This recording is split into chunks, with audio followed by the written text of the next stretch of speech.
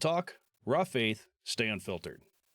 I'm your host, Sam Stratton, and welcome back to Echoes Unfiltered. Today I got a buddy of mine that I served with in my Dodgeville unit. Now, Alex didn't serve in Iraq when I was there, but he did head to Afghanistan shortly after I got out of the military. So this is Alex. I'm going to ask him a few questions and get his opinion on how things went while he was over in Afghanistan. So, Alex, for people who don't know you, who is Alex? Yeah, like you said, I guess my name's Alex. From Nebraska. I was actually the furthest one from the unit. Everybody made fun of me for driving. I know that was a big deal. How long was the drive for you? Basically, I kind of 8 hours. Oof. No, thank you. So once a month, it was 8 hours one way. And so at the weekend drills, when you joined as a 12B or 21B, whatever it was called at the time? Yeah, yep. I joined knowing what I wanted to do. I had the job offer. It was a lot of medical. I just didn't want to do that. I wanted to be combat arms, and that was the closest unit. Yeah. So that was, funny story for those of you who listen to Echoes Unfiltered. A couple weeks ago, I interviewed a guy, and he said he was from Nebraska, but now he lives in Colorado. We started talking, and I just mentioned Alex's last name, and he knew who he was. He went to school with him. It's a small world. Tripped me out. That's kind of crazy. Getting back to the military, you said you had decided to join. You wanted to be in combat arms. Where did that come from? Was it a family thing, or is it just something you decided you wanted to do? No, my I kind of grew up in a military family. My grandpa served, my brother served, my dad served it, my uncles they served. It's in the family. But after 9/11, it was just what I wanted to do. I did other stuff, but I just kind of got in a situation where my life, it was just, I didn't really have anything else to do, so I just went with it. It was what year did you join? I joined September 11th, 2007. Oh, you joined on September 11th. Yep. Nice. Yep. So you joined up, you went to, I'm assuming, Leonard Wood. Yep. Okay, so joined up, went to Leonard Wood, joined in 2007, and it was 2009, I believe, that you got called up to go to Afghanistan. Why don't you tell me about the Afghanistan deployment? We went to Afghanistan. Over there, I was promoted as a team lead under Ranky. He was on one of your interviews. He was my squad leader, I guess, at that time. I took over team lead, and over there I was a team lead, and it was kind of odd because I was also the Husky driver. They were looking for somebody to drive it. As you guys know, that Husky driver position is not a real popular decision to do, especially if you're a larger person. Yeah, I I wasn't, but no, but that's why I didn't get to go in there. I took it.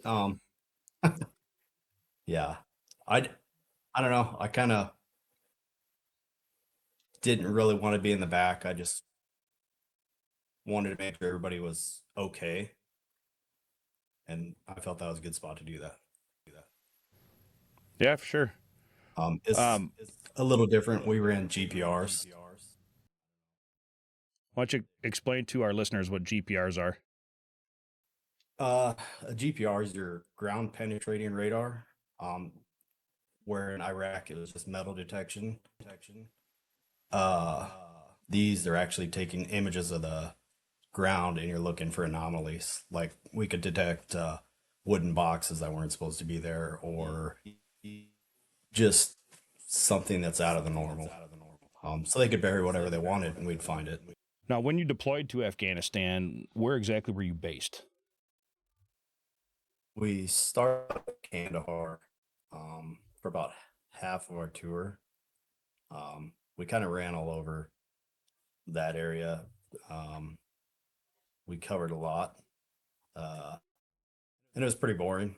I mean, for the most part. We didn't do much, I guess, as it's, we'd find stuff here and there, a lot of UXOs or whatever things. It wasn't really until we went into like what they call the green zone, like your Helmand province. Yeah. We went about halfway through our tour where we actually kind of got into our deployment. That's, they want to fight where the water's at. So from talking to some of the guys that were in Ramadi with me, who also went to Afghanistan with you, they said it was a completely different type of fight as far as combat engineers go. I mean, as you know, and I'm sure you heard stories while you were there, I mean, we were fighting IEDs all the time. It's just what happened. That there was a ton of them. And we pretty much, for the most part, always went back to our base, which was Camp Ramadi. Now, from what I've been hearing from those guys is IEDs weren't necessarily huge, and you guys traveled a lot. Why don't you tell me about that a little bit? Because you went to other bases and helped other countries' forces.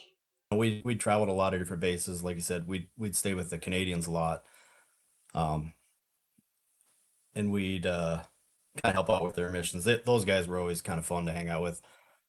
Learned a lot about them. And the British, we stayed with them.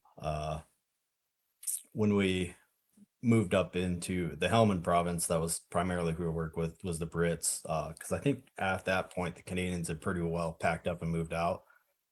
Okay. I'm trying to remember when they moved out exactly, but for the most part, it was, we did train the ANA a lot. They kind of rolled with us. I think most of the time they were high, but that's just their culture. Like a couple of them are pretty good, but I don't know. They're different. Some of the stories I heard about training ANAs and some of the things that had to be done over there with the ANAs, you know how Ranky is, and you know how Ranky trains, and you know how he's a great trainer. But then when Dilly told me the story about how they ran out when he said, "Show me what they can do," and they were just had no clue, had zero clue, and Mark was just said he was like, I swear they were trained. I don't know what's going on. So do you think a lot of that was a language barrier? I mean, because we're trained in it, we go over there and we execute. So what do you think was the issue with the Afghani people themselves not being able to learn? Was it a language barrier? Was it they don't care? What do you think it was? So some of it was from what I like, John was what I called him. He spoke really good English, and then the other guy called Jaws because he looked like the guy off James Bond. He was massive. But talking to him, they kind of got to pick their jobs. Jaws had no interest in doing route clearance. He just wanted to kill Taliban. So he didn't care. He just wanted nothing to do with it. Wow. But I remember dismounting once and going back to get him to help me with something, and windows, and it was like a Cheech and Chong video. And I was like, wow, you guys can just stay here. So Yeah. I just went up and I was like, they're good. They can stay there. Well, I mean, because at that point, if they're that high, what how are they going to help you? Yeah. That's interesting. I just didn't really, I mean, I'm sure they have tolerance. Yeah. Well, what's interesting is when we were all in Iraq, we didn't really deal with the locals. I mean, a couple Haji shops around that we called, the connexes that we'd buy some stuff off of, and one of them was an interpreter. His name was Hassan. I remember him. Good dude. But we didn't really interact with them. We went out, we did our missions, we weren't interacting with the public, and I mean, the higher ups were obviously, but our job was go out there and find bombs and come back home. Yep. So to hear those differences and hear some of your guys tell how they were interacting with the public and getting to know the public, and I think that's a way healthier way to do things than the way we did it. Not that the way we did it was wrong at the time, because at the time that's just what needed to happen. But I think you're going to win a lot more hearts and minds face to face than you are creeping in at night. Yep. it was it was different because you couldn't easily tell when things weren't right because Mhm. I got to know what kids were where they were supposed to be because they were just always there. When if they weren't there, you knew something was going on. They were, I don't know, just always where they were supposed to be. And if one of them disappeared, something was on. Yeah, because the You know, locals going to it's know what's happening around their area way before we are. Yep, exactly. And they're just little signs. What kind of threats That's kind of were you dealing with the most there? uh it was weird. We had a wide variety. Like I mean, we got hit with anything from your IEDs, um, like Ranky. I don't know if he mentioned it. He got hit with I think it was him. He got hit with an Egyptian grenade. Uh, it was a little grenade on a parachute. Uh, Ingenious. you know, yeah. I mean, and they threw them to get our gunners. They threw it up over a wall and it was meant to float inside your truck. But I mean, with small arms fire, your recoilless rifles, just same stuff like that. But you said when they threw them over the wall, it was meant to explode up in the air to get the gunners. Yeah, yep. And that particular mission, I think it took out Ranky's brake lines. Hmm. Um, but it obviously didn't work as it was intended. But the intent was to take out the gunners. I think it was just today. I was thinking, I am so glad that we didn't have drones like we have today back when I was in. Because can you imagine Yeah, having to deal with drones on top of everything else? I mean, like yeah, personal drones where they're yep. dropping grenades on you or whatever. What was the moment in Afghanistan when it hit you that, hey, this is real? We're here now. We're in the war now. This isn't training. It hit me right away. Just because the position I picked, I put a lot of pressure on myself to make sure that I didn't miss anything. Um, Mm-hmm. you know, it was important to me to make sure that everybody came home back home the same way they came there. I didn't want that feeling. And I missed the day that I got blown up. I missed an IED and I felt horrible. I Yeah, didn't care if I got hit, but I remember watching them get hit. And all I could think about, I was like, I'm a piece of shit. It was rough. I know. I know when I got hit, Wing, who was a Husky driver that had just cleared that area in front of me, he met me on the front porch of our hooch after I was at the hospital and said, "I thought I killed you," because he drove over it and he got no signal in the Husky. And it happens. That's why we called them the black jugs. We called them the jug of death because the jug of death was all bang and no metal. So when the Huskies drove over it with what we had, just basically metal detectors, you got nothing. You got no signal. And they know how our systems work. Cat and mouse. They they they soaked it with water so I couldn't read it. Uh, Is what I found out. yeah, I talk about that a little bit too. How we change our tactics all the time. Our TTPs, tactical training Yep. procedures, on how we're doing things, but so does the enemy. The enemy watches and sees how we react to things that they do, and then when we do it so many times, we're like, okay, so now they do it this way. How can we hurt them when they do it this way? And then we adjust, and then they adjust, and then we adjust, and it's cat and mouse. It's cat and mouse. It's cat and mouse. That's why I always like we'd do a lot better to take out the IED maker than to take out the IED. Because you take out the IED maker, you took out a ton. You take out the IED, you took out one, and there'll be another one there later.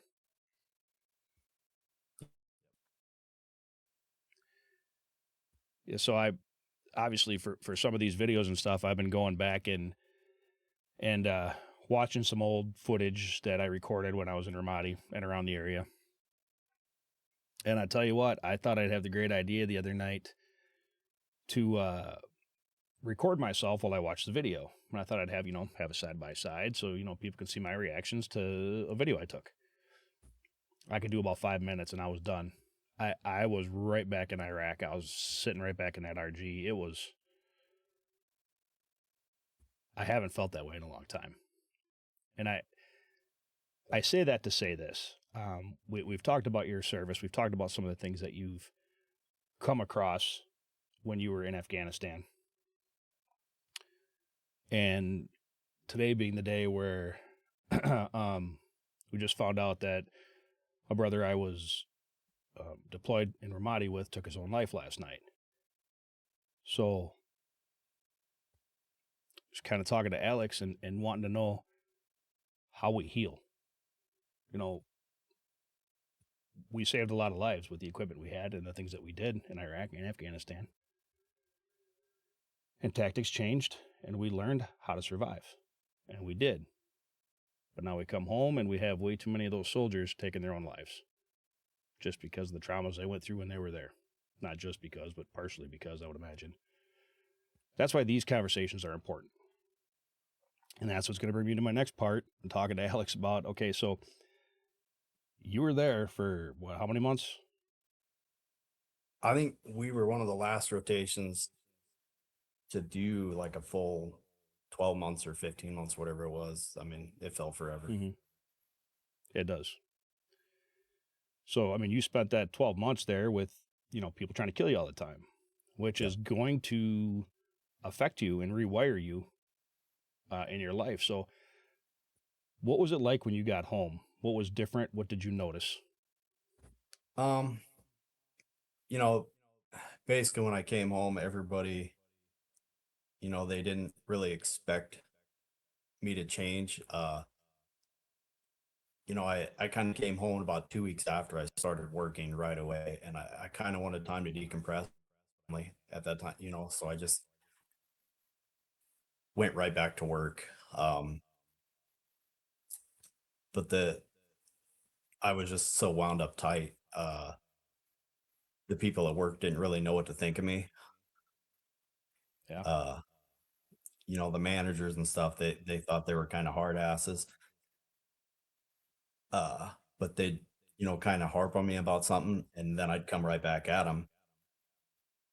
They weren't used to that. But as the years go by, you kind of see what you were and how you are now. I've kind of seen, I was like, man, I was an asshole. Same. But yeah, but when you're there, you kind of have to be just wound.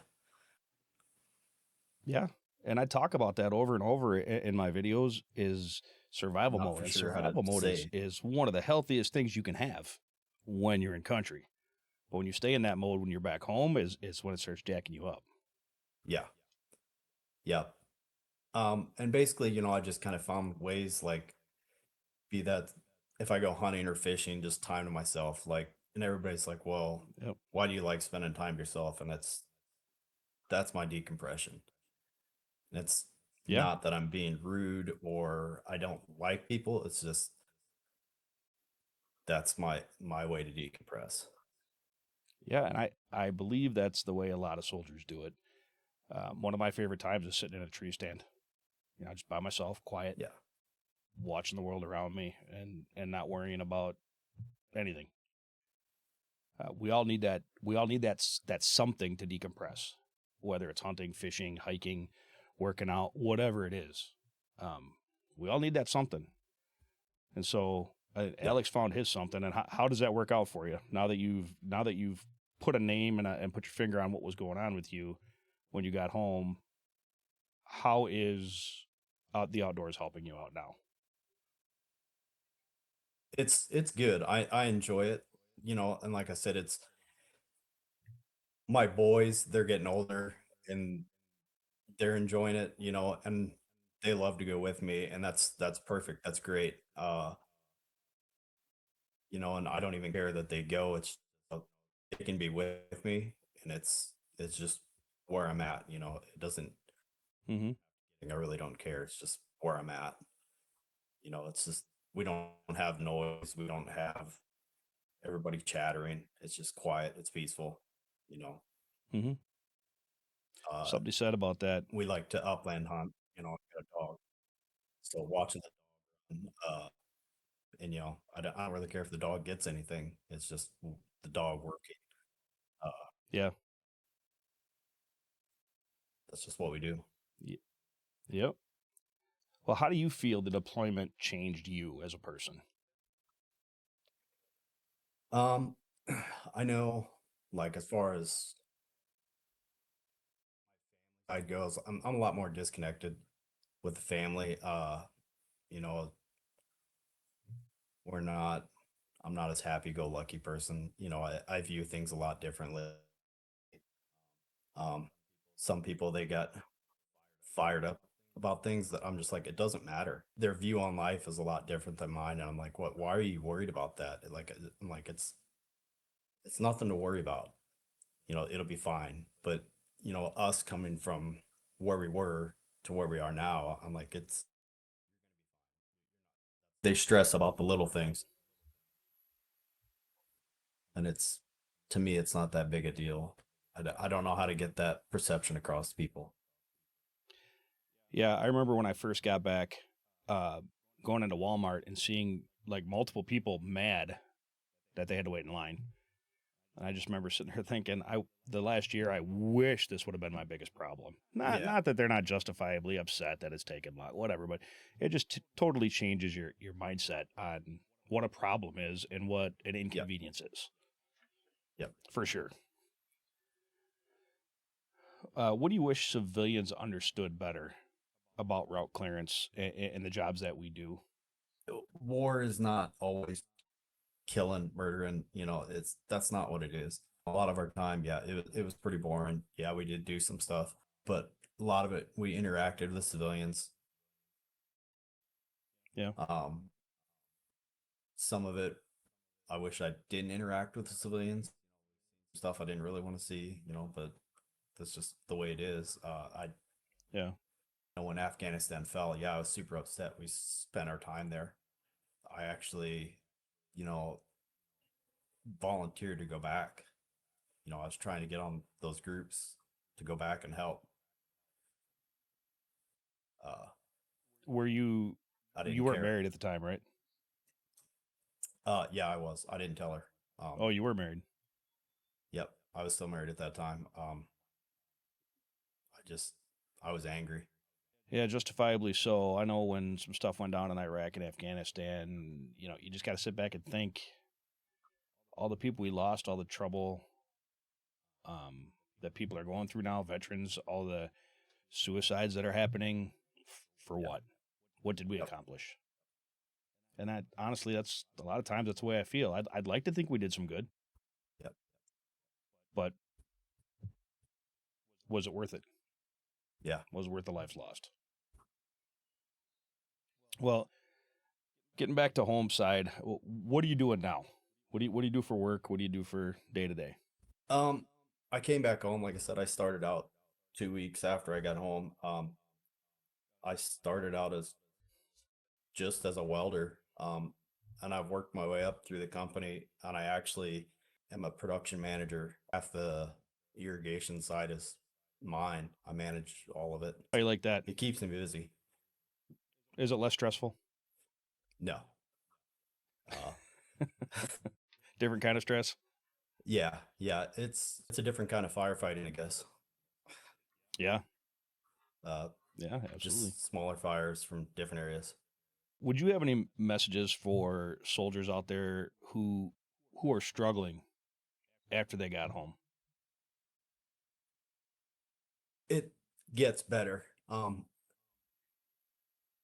Any veteran, any combat veteran that says they haven't been to that point where they've thought about ending their life, they're lying. I've been there. Uh, you know, that's just fact of life. You know, coming back and being different and changing. but it It's does like you get step better. back into this guy's body in the United States that you barely remember. Exactly. Yeah. I had no idea what to do. I didn't like being here. Everybody wanted me back to who I was. It's different. It was easy over there. You didn't have to worry about things. I came home because I wanted to be with my boy, my oldest boy at that time. I try to explain that to people too. When you're over there, you're just worried about staying alive, taking care of your Joes. That's your only worry. So even times like there was a couple times I knew there was an IED and I just didn't care. Uh, I cared about the guys with us. Mm-hmm. You're more worried about your guys than yourself. Yeah. Oh, yeah.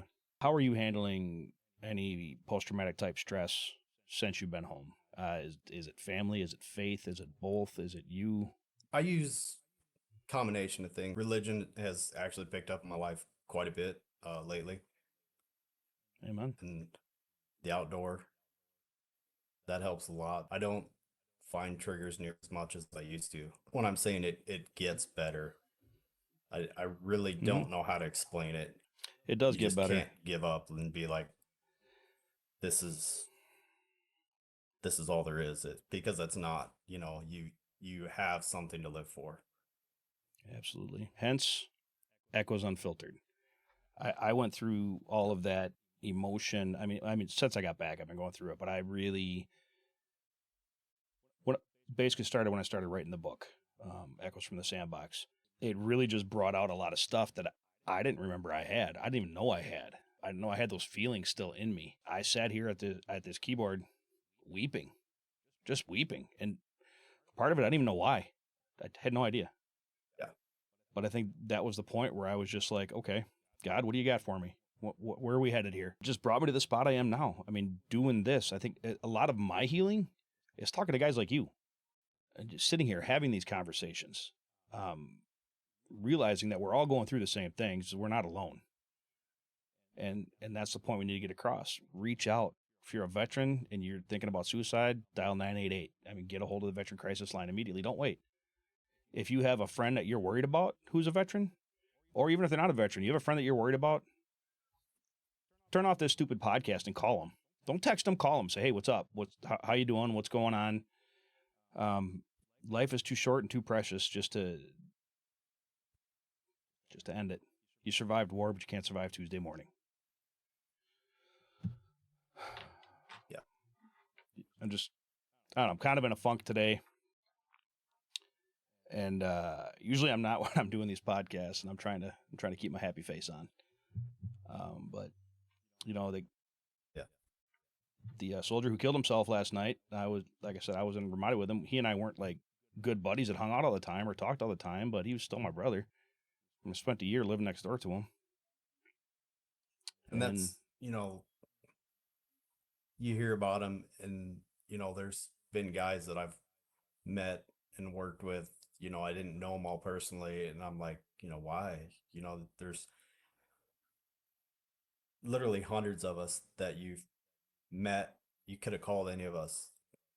Social media, whatever. Just reach out. It doesn't matter. Yep. I carry between my work phone and my personal phone. I guarantee you the ringer's on one of them. Always available. Yeah. It's been crazy for me, and it's got to be a God thing because there's been a few times, more than a few occasions, where I'll get a phone call from somebody in the middle of the night. And I turn my ringer off at night. When I go to bed, I take out my hearing aid, and my ringer's already off because it rings in my ear. So as soon as I take my hearing aid off and plug in my phone at night, I don't look at it again until the next morning. Yep. There has been no less than probably a half a dozen occasions where I just happen to wake up and look over and see the light on my phone and pick it up, and it was somebody I was at war with. And so what I do, I get up and we talk. Whether if it's for 10 minutes or if it's for 2 hours, it doesn't matter. We talk. And some of us we've scheduled time, just to go do something, to hang out, to get togethers. I don't know if it's even just scheduling that time, knowing that it's something to look forward to. I don't know. what difference, but it's just keeping that connection, make a phone call. Yeah. And the great You thing know, about your military friends is like you and I haven't really physically talked like this in probably a decade. oh yeah, yeah, But I know that I could call you and we could pick up a conversation just like we were in Dodgeville yesterday. yep, And that is what having military brothers and sisters is like. And that's one thing that the one thing I mainly miss about the military is having friends that close. Now I still have all these friends that I was at war with, and I appreciate each and every one of them. Um, but I know you people out there who are in the military or are veterans could probably pick up the phone and pick up right where you left off with your buddies. I'm encouraging yeah. you to pick up the phone. All the guys that I served with, they're all Wisconsin, hours away, and I can call them and we'll talk. Um, around here, I don't really have anybody that I served with. I have a couple buddies that they were in the military, just a few hours away, and we still chat. Hmm. But as far as hanging out and stuff like that, I'm quite a distance away from most of the guys I served with. Do you find now that you are more of a homebody than you used to be? Because I love being at home. I'm not a huge fan of going out. Yeah, absolutely. I don't live in town, but more people know me in town than I know.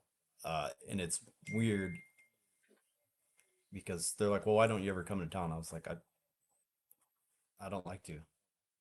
I'm not mean, but I have a reason to. And I think our safety and security is just right here. Yeah, I mean, our safety and security is at home. This is where we're comfortable. This is where we can exhale. yeah, And the other big part of it for me is having a spouse I can count on. I know she's there. I know I can talk to her. I know she'll support me. I know she prays for me. Um, these are all important things. In my book, keep your circle small and make it count. yeah, It's yeah. not the amount of friends you have. It's the quality of friends you have. I agree And with so that. my circle is small, and I want it small. It's small purposely. It's hard to get in it, and it's hard to get out of it. But screw me over, and you'll be out quick.